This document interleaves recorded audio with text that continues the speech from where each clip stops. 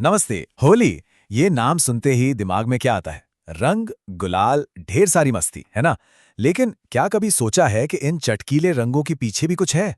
कुछ बहुत ही गहरी और दिलचस्प कहानियां, जो इस त्योहार को और भी ज्यादा स्पेशल बनाती हैं। तो चलिए, आज रंगों से थोड़ा आगे बढ़ते हैं और होली के असली मतलब को समझने की कोशिश करते हैं। तो सवाल यही है, क्या होली बस रंगों का त्योहार है या इसकी कहानी में और भी बहुत कुछ है? मतलब, क्या हर रंग अपने आप में एक कहानी है, एक मैसेज है? चलिए, इस त्योहार की आत्मा में उतरते हैं और पता लगाते हैं। तो देखिए, आज हम क्या-क्या जानेंगे। हम शुरू करेंगे होलिका की सबसे फेमस कहानी से, फिर चलेंगे कामदेव के बलिदान की तरफ, और हाँ, कृष्ण के नटखट रंगों की कहानी भी सुनेंगे। देखेंगे कि ये सब मिलकर होली को कैसे इतना खास बनाते हैं। तो ठीक है, शुरू करते हैं उस कहानी से जो शायद हम सबने बचपन में कभी न कभी सुनी है। ये कहानी है अच्छाई की बुराई पर जीत की। एक ऐसी जीत जिसमें भक्ति, मतलब सच्ची भक्ति, सबसे बड़ा हथियार बनती है। तो इस कहानी का विलेन है एक राजा जिसका नाम था हिरण्यकशिपु। अब इसे ब्रह्मा से एक ऐसा कमाल का वरदान मिला हुआ था कि समझ लीजिए वो लगभग अमर हो गया था। ना इंसान मार सकता था, ना जानवर, ना दिन में ना रात में, ना घर के अंदर ना बाहर। और जब इतनी पावर मिलती है तो क्या होता है? अहंकार। वो बहुत ज्यादा घमंडी हो गया था। लेकिन कहते हैं ना, विडंबना। उसी हिरण्यकशिपु का बेटा प्रहलाद अपने पिता के सबसे बड़े दुश्मन यानी भगवान विष्णु का सबसे बड़ा भक्त था। दिन रात बस एक ही नाम, नारायण नारायण। अब आप खुद सोचिए, उसके अहंकारी पिता को यह कैसे बर्दाश्त होता।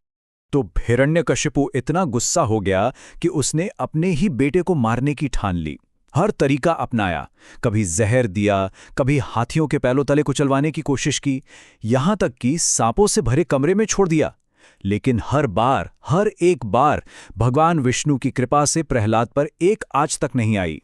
जब कोई भी तरीका काम नहीं आया ना, तब हिरण्यकशिपु ने अपना आखिरी दांव चला। उसने अपनी बहन होलिका को बुलाया। अब होलिका के पास एक स्पेशल पावर थी, एक ऐसी शॉल जो उसे आग से बचाती थी। तो एक तरफ थी जादुई शक्ति और दूसरी तरफ था प्रहलाद, जिसके पास सिवाय अपनी भक्ति के और कुछ नहीं था। प्लान बिल्कुल सिंपल था। एक बहुत बड़ी चिता जलाई गई। होलिका अपनी मैजिक शॉल ओढ़कर प्रहलाद को अपनी गोद में लेकर उस आग के बीचों बीच बैठ गई। उसके दिमाग में बिल्कुल क्लियर था, मैं तो बच जाऊंगी और प्रहलाद जलकर राख हो जाएगा। लेकिन जिसके साथ भगवान हो, उसका कोई क्या बिगाड़ सकता है? वहां एक चमत्कार हुआ। अचानक एक तेज हवा चली और वो जादुई शाल जो होलिका को बचाने वाली थी, वो उसके ऊपर से उड़कर सीधा प्रहलाद को ढक लेती है। और नतीजा, जिसे अपनी शक्ति पर घमंड था, वही होलिका उसी आग में जल गई। और प्रहलाद बिल्कुल सेफ, एक तक खरोच नहीं।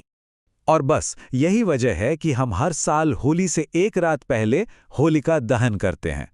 वो आग सिर्फ होलिका के जलने का प्रतीक नहीं है, वो इस बात का प्रतीक है कि अच्छाई हमेशा बुराई पर जीतती है। और एक तरह से हम उस आग में अपने अंदर के गुस्से, नफरत और सारी नेगेटिविटी को भी जला देते हैं।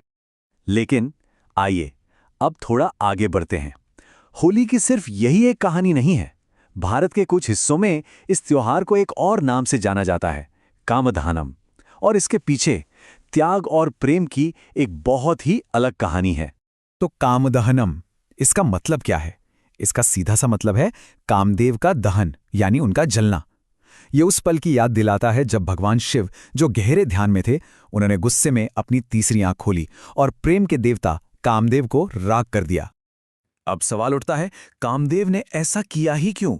उन्होंने शिवजी का ध्यान क्यों तोड़ा? उसके पीछे एक बहुत बड़ी वजह थी। तारकासुर नाम का एक राक्षस था जिसे कोई नहीं मार सकता था सिवाय शिव के बेटे के। लेकिन शिव तो सती के जाने के बाद घोर तपस्या में लीन थे। इसलिए दुनिया को बचाने के लिए सभी देवताओं ने कामदेव से रिक्वेस्ट की कि वो शिव की तपस्या तोड़ें ताकि उनके मन में पार्वती के लिए प्रेम जागे।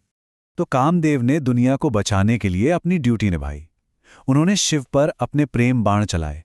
शिव का ध्यान टूटा, लेकिन उन्हें शिव के गुस्से का शिकार बनना पड़ा और वो भस्म हो गए।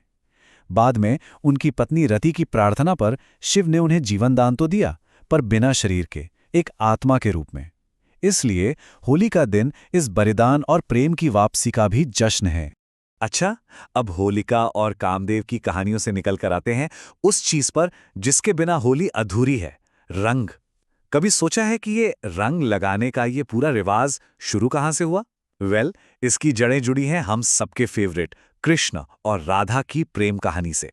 तो कहानी कुछ ऐसी है कि बचपन में पूतना नाम की एक राक्षसी ने कृष्ण को मारने के लिए उन्हें अपना जहरीला दूध पिलाया था। कृष्ण ने पूतना को तो मार दिया, लेकिन उस जहर के असर से उनकी त्वचा का रंग गहरा नीला हो गया। अब छोटे कृष्ण अपनी माँ यशोदा से अक्सर शिकायत करते थे, माँ मेरा रंग सांवला है और राधा कितनी गोरी है। तो एक दिन उनकी माँ यशोदा ने प्यार से मजाक में उनसे कहा, अरे इसमें चिंता क्यों करते हो, जाओ राधा को उसी रंग में रंग दो जैसा तुम चाहते हो। और बस नटखट कृष्ण को तो जैसे आइडिया मिल गया, वो गए और उन्होंने राधा के चेहरे पर रंग लगा दिया। ये देखते ही राधा और बाकी सारी गोपियों ने भी कृष्ण पर रंग लगाना शुरू कर दिया और वहीं से शुरू हुई ये प्यार और शरारत से भरी रंग वाली होली की परंपरा। तो देखिए, हमने 3 बड़ी कहानियां तो सुन ली, पर होली बस यहीं तक नहीं रुकती। इससे जुड़ी कुछ और भी छोटी छोटी कहानियां और वजह हैं जो इस त्योहार को और भी स्पेशल बनाती हैं, खासकर समुदाय और सेहत के लिए। जैसे एक कहानी है ढूंढी नाम की राक्षसी की, जिसे वरदान था कि उसे सिर्फ बच्चों की शरारतें ही मार सकती हैं, तो होली के दिन सब बच्चों ने मिलकर उसे भगा दिया। इसके अलावा होली एक तरह से वसंत का स्वागत करने का त्योहार भी तो है। सर्दी खत्म और चारों तरफ नए रंग, प्रकृति भी तो होली खेलती है। और हाँ, एक प्रैक्टिकल चीज भी है, पहले जो प्राकृतिक रंग इस्तेमाल होते थे ना, हल्दी से, पलाश के फूलों से, वो असल में त्वचा के लिए अच्छे होते थे, मौसम बदलने पर होने वाली बीमारियों से बचाते थे। तो जब हम इन सारी कहानियों को एक साथ जोड़कर देखते हैं, तब हमें होली का असली मतलब, इसकी आत्मा समझ में आती है। ये सिर्फ रंग नहीं है, हर रंग के पीछे एक गहरा मतलब है। मतलब होली सिर्फ एक चीज का जश्न नहीं है। ये एक तरफ प्रहलाद की भक्ति की जीत है, तो दूसरी तरफ कामदेव के बलिदान का सम्मान है। एक तरफ कृष्ण और राधा का चंचल प्रेम है, तो दूसरी तरफ पूरी बिरादरी का एक साथ आकर खुशियां मनाना है। तो अगली बार जब कोई होली खेले और किसी पर रंग डाले, तो एक सेकंड के लिए सोचना कि वो सिर्फ रंग नहीं फेंक रहे हैं, वो शायद इन सारी खूबसूरत कहानियों को, इन सारे गहरे मतलबों को एक साथ मना रहे हैं। है ना कमाल की बात?